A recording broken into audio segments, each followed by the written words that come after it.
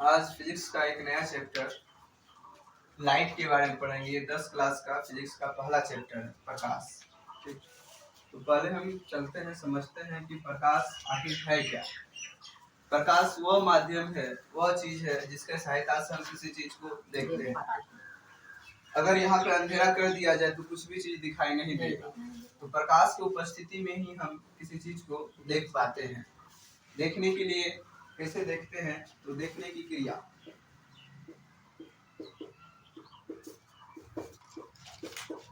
होता क्या है, ये मान लीजिए कोई वस्तु है, इस पे अगर प्रकाश पड़ रहा है कहीं से, किसी भी स्रोत से, यह प्रकाश जब टकरा करके हमारी आंखों तक पहुंचेगा, तब जा करके हमारा रेटिना जो है इसका तस्वीर बना लेगा। और रेटिना याद रखिएगा उल्टा तस्वीर बनाता, कैसा? उल्टा बनाता है। तो जब भी किसी वस्तु से प्रकाश टकरा कर हमारी आंखों तक पहुंचता है, तब हम उस वस्तु को देख पाते हैं। ठीक, तो यानी कि किसी भी चीज को देखने के लिए कौन सा क्या चीज चाहिए? प्रकाश चाहिए। यानी प्रकाश वह माध्यम है जिसकी सहायता से हम किसी वस्तु को देख पाते हैं। अब हम देखते हैं कि प्रकाश का जो रेंज है कहाँ है, मतलब कहाँ से कहाँ तक है। तो हम जो भी प्रकाश देखते हैं, चाहे रेड हो, येलो हो, ब्लू हो, ये जो प्रकाश जो हम देखते हैं ये 400 से 700 नैनोमीटर तक विजिबल है। हम इतने भी रेंज के प्रकाश को हम देख पाते हैं। प्रकाश का अगर रेंज देखा जाए तो 400 से जो 700 तक के बीच जो आता है प्रकाश, उसको हम कहीं न कहीं VIB GYOR से इंडिकेट करते हैं। ये विब्जियोर है, ठीक ना। इसका मतलब है violet, indigo, blue, green, yellow, orange, red. तो ये जो प्रकाश है, हम यही से 400 से लेकर के 700 तक ये जो प्रकाश आता है, ये 7 को लाइट जो है इसी को मात्र देख पाते हैं। क्या इसके आगे लाइट नहीं है? इसके आगे, रेड के आगे वाले को कहते हैं इंफ्रारेड। क्या कहते हैं? इंफ्रारेड। और ये वायलेट से पहले को कहते हैं UV, ultraviolet. Ultraviolet से भी पहले आता है आपको ये एक्स रे, फिर ये गामा रे, फिर अल्फा, बीटा रे, गामा रे, ये सब आता है। तो हम कहाँ से, मतलब लाइट का कौन सा रेंज हम सिर्फ देख पाते हैं? तो 400 से 700। ये 400 से 700 ये तरंग दैर्ध्य क्या है? तरंग दैर्ध्य है। अगर 700 से ज्यादा रहे तो इंफ्रारेड। जैसे जैसे तरंग दैर्ध्य बढ़ता है वैसे वैसे लाइट की एनर्जी घटती है, वैसे वैसे लाइट की एनर्जी घटती है। ये तरंग दैर्ध्य का मतलब समझिए, ये 400 है ना और ये 700, तो 700 वाला ज्यादा लंबा चलेगा, 700 वाला लंबा दूरी तय करेगा। अच्छा, जो जितना ज्यादा दूरी तय करेगा, मान लीजिए रेड है, इतना दूरी तय किया, वही वायलेट है यहीं तक आया, तो किसके पास ज्यादा एनर्जी होगा? देखिए ये ज्यादा दूरी तय किया, इसका एनर्जी घट जाएगा। ये कम दूरी तय किया, इसके पास अभी पूरा एनर्जी है। इनसे भी पहले जो यूवी रे है, यूवी रे का जो तरंग दैर्ध्य है इनसे भी कम है, वो कम दूरी तय करेगा यूवी, और जो इसके पास और भी ज्यादा क्या रहेगा? एनर्जी रहेगा। तो हम यूवी रे जो है सूर्य के प्रकाश, ये परावैंगनी किरण जो आता है, जिसको ओजोन परत रोक लेता, हमारे पृथ्वी तक डायरेक्ट आने नहीं देता है। ठीक, और फिर एक्स रे तो जानते ही हैं, ये डॉक्टर सब के द्वारा यूज किया जाता है एक्स रे। फिर अल्फा, बीटा, गामा रे भी है। तो ये सब जितना इधर आएंगे तो वो तरंग दैर्ध्य तो घटेगा, लेकिन प्रकाश का एनर्जी क्या होगा? बढ़ेगा। तो ये सब रे जो है हमारे लिए इसके तुलना में ज्यादा खतरनाक है। फिर इंफ्रारेड क्या? इंफ्रारेड का प्रयोग हम टीवी सिग्नल, मोबाइल नेटवर्क ये सब में करते हैं, क्योंकि ये बहुत लंबा दूरी तक जा सकता है। ठीक ना। ये इंफ्रारेड का तरंग दैर्ध्य क्या है? 700 से भी ज्यादा है। ये बहुत ज्यादा लंबे दूरी तक जाता है, और साथ ही साथ इसमें एनर्जी कम होता है, तो हमें नुकसान कम पहुंचाता है। तो ये हो गया आपको प्रकाश का एक रेंज। ठीक ना। हम 400 से 700 तक ही देख पाते हैं, उसके आगे भी है प्रकाश और उससे पहले भी है प्रकाश, पर वो अनविजिबल है। फिर अब हम आगे देखते हैं प्रकाश का स्रोत क्या है। प्रकाश देख लिए, प्रकाश का रेंज देख लिए, देखने की क्रिया समझ ली। जब भी किसी वस्तु पर प्रकाश टकराएगी, टकरा करके वापस हमारे आंख तक पहुंचे तो रेटिना क्या बना लेगा उसका तस्वीर। तो रेटिना कैसे बनाता है? उल्टा।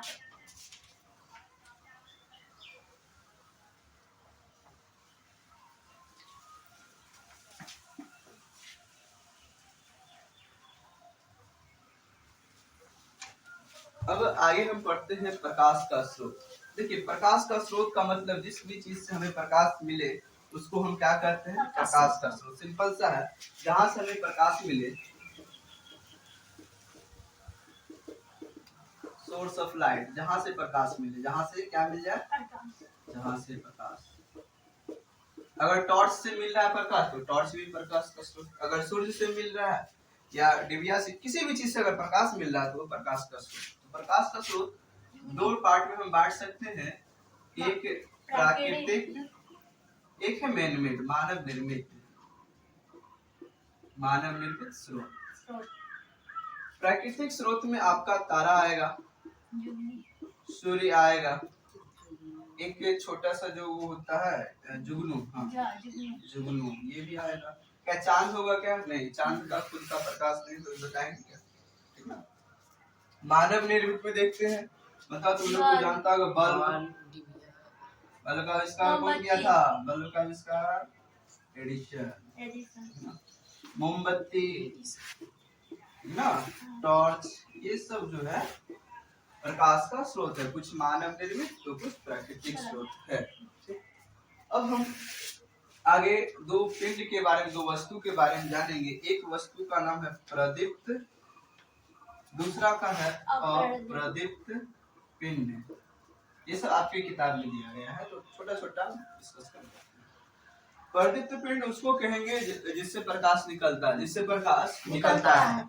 और प्रदीप्त पिंड उसको कहेंगे जिससे प्रकाश नहीं निकलता। जैसे इस मार्कर से बताइए प्रकाश निकलेगा क्या? नहीं। तो ये प्रदीप्त हुआ या अप्रदीप्त? तो ये मार्कर जो है, ये तो मार्केट नहीं है, मार्कर है। हाँ, मार्कर। हाँ। तो ये मार्कर और प्रदीप्त पिंड, ये घड़ी, ये जो बोर्ड है, ये जो भी चीज जिससे प्रकाश नहीं निकलता है उसको अप्रदीप्त पिंड कहेंगे। और जिससे प्रकाश निकलता है, जैसे वही हो गया टॉर्च हो गया, सूर्य हो गया, जो भी है, कुछ भी अगर कोई प्रकाश निकाल दे रहा है तो प्रदीप्त पिंड में जाएगा, अगर उससे प्रकाश नहीं निकलता है तो अप्रदीप्त पिंड में जाएगा। ठीक। अब हम प्रकाश किसी भी वस्तु का आर पार करता है कि नहीं करता है, इस कैटेगरी के अनुसार हम वस्तु को तीन पार्ट में बांटे, वस्तु को तीन पार्ट में बांटे हैं, ठीक ना। तो अब हम आगे बढ़ते हैं, उस तीनों पार्ट का नाम, ये बेसिक बात है ये सब। एक है पारदर्शी वस्तु, दूसरा है अपारदर्शी वस्तु, तीसरा है पारभासी। क्या है? पारभासी वस्तु। तो देखिए ये पारदर्शी वस्तु का मतलब है जिसके आर पार प्रकाश हो जाए, जिसके आर पार प्रकाश हो जाए, या नहीं तो हम जिस वस्तु के आर पार देख ले। अच्छा देखेंगे कैसे? जब प्रकाश आर पार होगा, मान लीजिए एक यहाँ कोई वस्तु है और हम शीशा से घेर दिए, तो और हम यहाँ कहीं पे हम यहाँ से उसको देखेंगे, कैसे ये दिखाई देगा? इस पे लाइट तो पड़ा, फिर ये लाइट टकरा करके जब हमारे आंखों तक पहुंचेगा तभी हम देख पाएंगे। इसका मतलब क्या, यहाँ जो शीशा जो लगाए हैं, शीशा, इसको लाइट जो है क्रॉस कर गया, आर पार कर लिया, तो हम उस वस्तु को देख पाते हैं।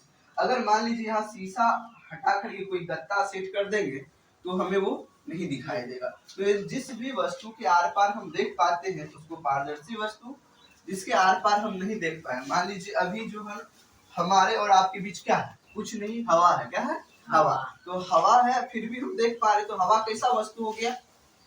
पारदर्शी। हवा, पानी, पानी में भी अगर कुछ रखेंगे, साफ पानी में अगर कुछ रखा हुआ तो दिखाई दे, तो पानी भी कैसा वस्तु हो गया? पारदर्शी। अगर शीशा, हाँ, कांच भी क्या हो गया? पारदर्शी। कांच में अचार उचार रखता है ना, देख लेते नहीं, आम का एक इमली का अचार है, पता चल जाता है, तो तब देख पाते हैं।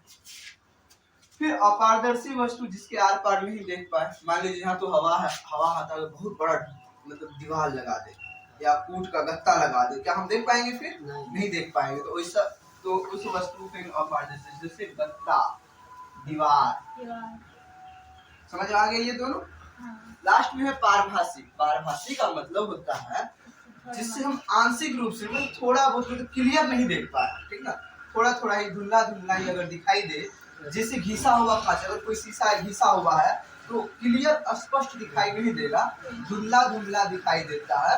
अतः वैसा वस्तु जिसके आर पार हम पूरा स्पष्ट नहीं देख पाए, धुंधला धुंधला दिखाई दे, उसको क्या कहेंगे? पारभासी। जैसे ये पॉलीथीन जो हो गया, इसमें भी हम धुंधला धुंधला देख पाते, ठीक ना। फिर भीगा हुआ ये सब, तेल लगा हुआ कागज, ये सब इसका एग्जाम्पल होगा। मिट्टी कैसा वस्तु बताइए? क्या मिट्टी के आर पार हम देख पाते हैं? नहीं। अरे मिट्टी में कोई चीज को दफना दो, हम देख लेंगे क्या? नहीं। हाँ, तो मिट्टी मतलब जिसके आर पार हम नहीं देख पाते। सही से। तो हमने अभी प्रकाश का स्रोत देखे, फिर दो प्रकार का पिंड होता है, प्रदीप और अप्रदीप। फिर आर पार जिसका हो जाए प्रकाश पारदर्शी, जिसमें नहीं हो पारदर्शी, जिसमें थोड़ा बहुत हो पारभासी। ये अभी तक देख लिए हैं। अब जाकर के हम जो है आगे इस चैप्टर में हम पढ़ेंगे प्रकाश का परावर्तन का नियम। क्या पढ़ेंगे? प्रकाश का परावर्तन। बहुत इम्पोर्टेंट पार्ट है इस चैप्टर का, ठीक ना, यहाँ से क्वेश्चन आता है। अच्छा, इससे पहले हम प्रकाश का किरण के भी बारे में अध्ययन कर लेते हैं, आपकी बुक में दिया गया है।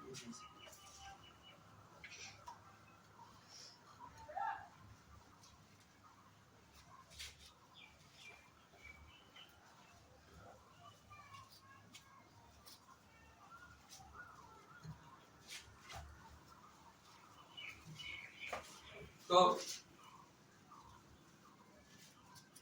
प्रकाश के बारे में अगर हम कुछ लिखे, प्रकाश का फीचर्स, तो ये सीधी रेखा में गमन करती है। इसका जो स्पीड है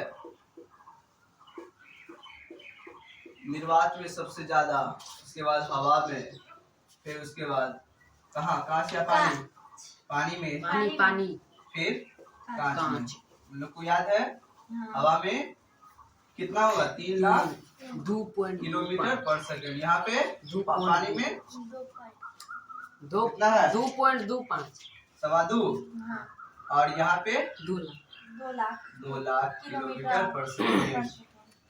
ये प्रकाश का चाल है। तो हवा और निर्वात में लगभग एक जैसा ही रहता है, लेकिन ज्यादा फास्ट का होगा निर्वात। निर्वात का मतलब होता है वैक्यूम, जहाँ हवा भी न रहे, जहाँ कुछ भी न हो, उसको निर्वात करते हैं। देखिए होता क्या ना, अगर ये हवा में तो कोई भी चीज नहीं है तो प्रकाश स्पीड में निकल जाए, लेकिन ये सॉरी निर्वात में कुछ भी चीज नहीं है, प्रकाश स्पीड में निकल जाता है। लेकिन वही हवा का बात करें तो हवा में ढेर सारा मॉलिक्यूल्स रहता है, कण रहता है, जिससे प्रकाश को निकलने में कठिनाई होती है, उसका स्पीड थोड़ा घट जाता है। पानी और भी, पानी का जो कण जो रहता है और भी नजदीक नजदीक रहता है, सघन रहता है, इसके चलते पानी में और भी प्रकाश का चाल क्या होता है? घट जाता है। कांच का बात करें तो कांच सबसे ज्यादा सघन है, सघन होने के कारण उसका कण बहुत ही नजदीक नजदीक, तो प्रकाश को जो है आर पार होने में थोड़ा कठिनाई होता है, इसलिए उसमें क्या है? स्पीड घटा हुआ रहता है।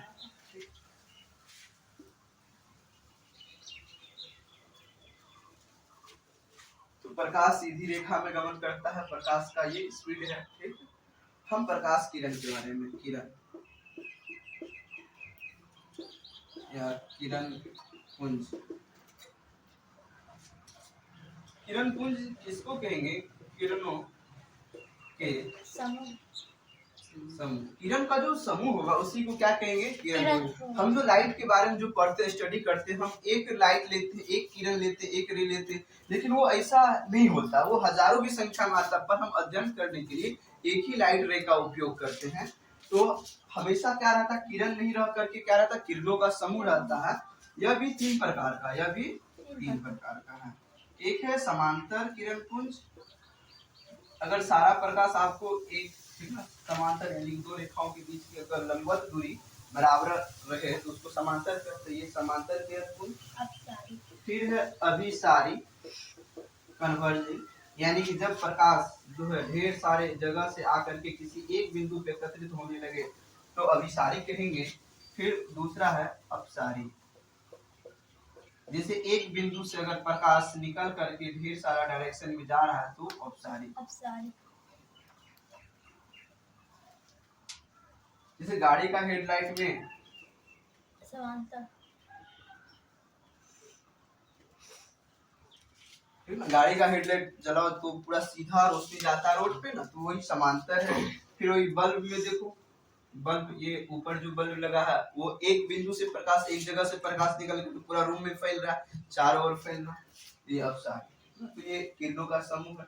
इसके बाद जो है हम इस चैप्टर का जो मेन पार्ट है प्रकाश का परावर्तन वो जानेंगे। ठीक, फिर हम उसी में जो है उसी वीडियो में हम ये दर्पण के बारे में, दर्पण में दो प्रकार, एक समतल दर्पण, एक गोलीय दर्पण, ठीक है ना, इसका विशेषता के बारे में जानेंगे। फिलहाल